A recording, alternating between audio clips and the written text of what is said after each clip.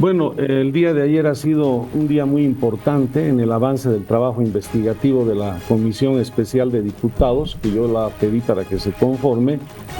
El día de ayer hemos tenido las primeras declaraciones de dos funcionarias que han intervenido en procesos de contrataciones de BotTrading. Una de ellas es la licenciada Cintia Pedraza, gerente de contrataciones, que fue la que declaró de 4:30 aproximadamente a 6:30 de la tarde. La ingeniera Gabriela Delgadillo, gerente de productos derivados de industrialización de yacimientos. Entonces, hemos logrado conformar la comisión, hemos logrado que Yacimientos remita prácticamente la mayor parte de la documentación relativa a este tema. Hemos logrado hacer un primer barrido y análisis y evaluación de la documentación, y sobre la base de esos análisis hemos tenido el día de ayer esta primera sesión de declaraciones. Los aspectos, digamos, más destacados en el día de ayer es que hemos logrado, digamos, confirmar algunos datos. Por ejemplo, el presidente de Yacimientos señalaba que de 40 procesos en los que había participado BotTrading, perdón, de 14 procesos en los que participó BotTrading, solamente se le habían adjudicado 10 procesos. Este dato confirmamos que no era exacto, no era correcto, porque yo contabilicé, en base a la documentación que ellos mandaron, que en realidad eran 13 contratos los que se le habían dado a BotTrading, incluyendo el primero, cuando intervenía como YPFB Internacional, porque después cambió a su nombre de BotTrading en el Paraguay. Entonces, la gerenta, la gerenta Cintia, fue la que me confirmó ese dato. Ella pensó que eran 12, pero después se dio cuenta que no estaba tomando en cuenta el último contrato, y concluimos que se trata entonces de 10 que no son 10 contratos, no son 12, sino son 13 los contratos adjudicados a BotTrading.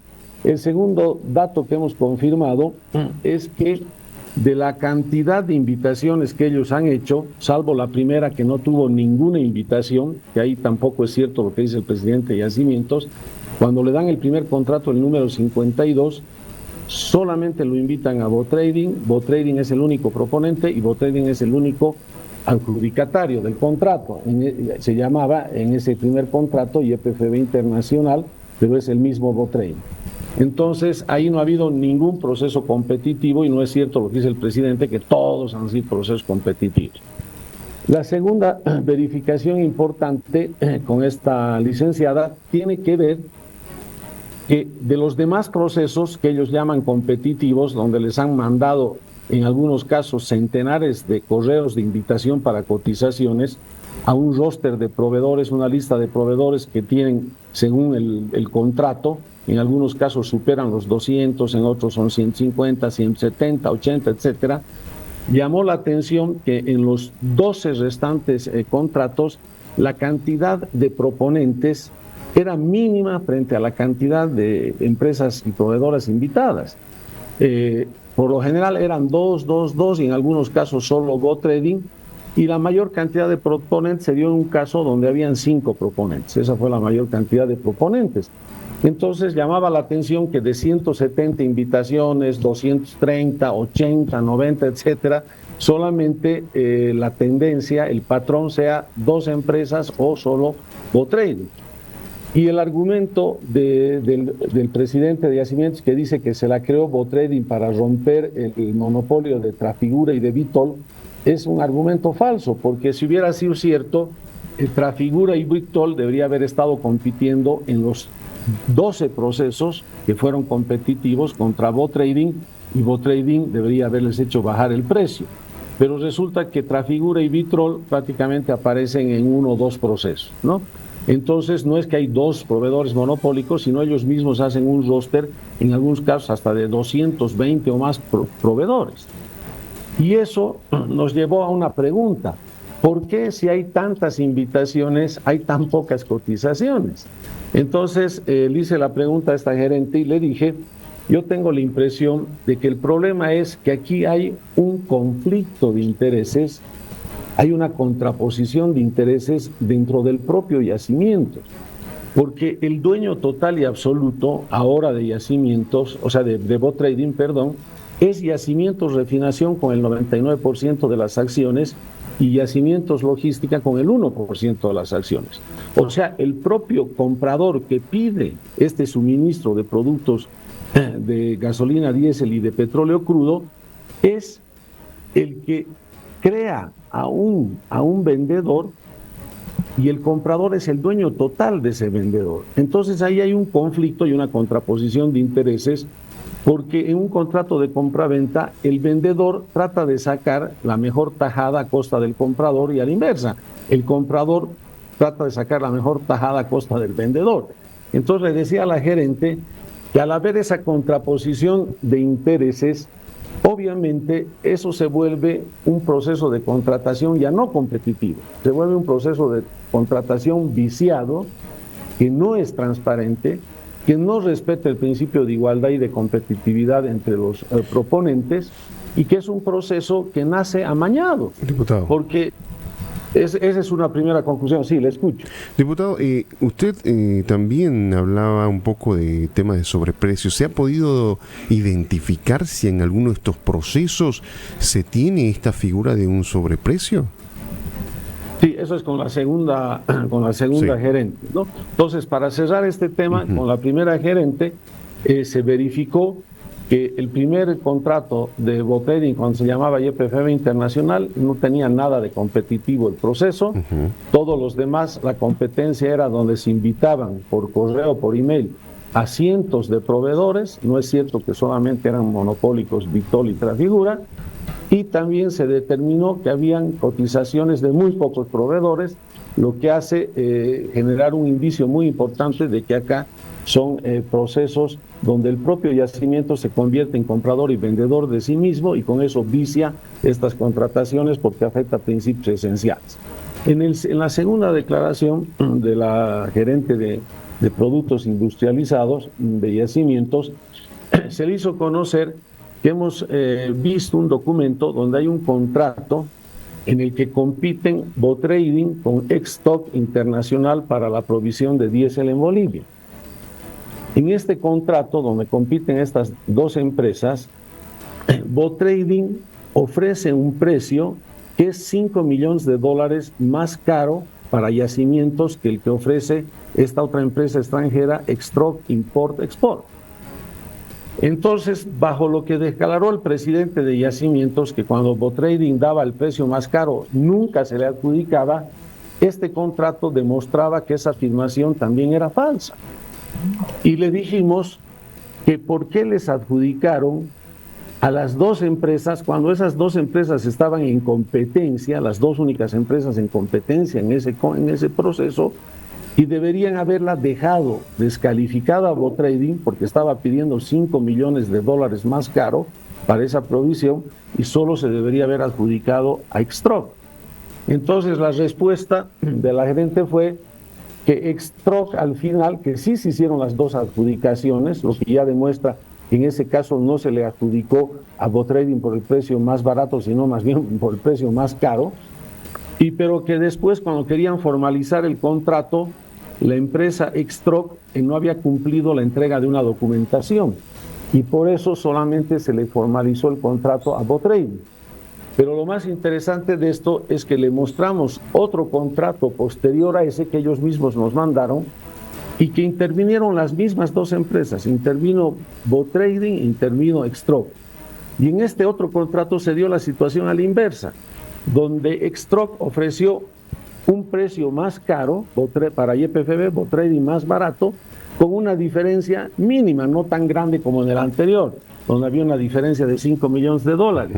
Y en este otro contrato dicen, no le adjudicamos a Extoc porque ofrece el precio más caro, y le adjudicamos a bot trading porque ofrece el precio más barato. O sea, una evidente contradicción de trato con las dos mismas empresas en dos contratos diferentes. Este tema al final no compartió las deducciones que yo tenía, la gerente, pero llegó a reconocer que en el primer contrato del sobreprecio de $5 millones, llegó a reconocer que se habían adjudicado a las dos empresas. A Botrading, que ofreció $5 millones más caro el suministro, y a Extroc, que ofreció un suministro mucho más barato para YPFB. Diputado, ¿qué sigue de aquí en adelante? Si bien ya se tienen estas declaraciones, ¿qué van a proceder ustedes para continuar con esta investigación? Sí, vale la pena notar que son declaraciones públicas, ustedes han debido ver, están inclusive colgadas en la página web de Comunidad Ciudadana, los medios de comunicación han tenido acceso libre e irrestricto. Vamos a seguir tomando declaraciones esta semana. El presidente de Yacimientos, que tenía que haber declarado el día de hoy, y el presidente del litio de Bolivia, el señor Alarcón Saigua, que en su momento fue gerente de Yacimientos de Refinación y presidente de Botrading, han pedido ambos una reprogramación de sus declaraciones, porque el presidente de Yacimientos tiene un seminario internacional en Santa Cruz sobre este tema de los traders y de los temas de Botrading.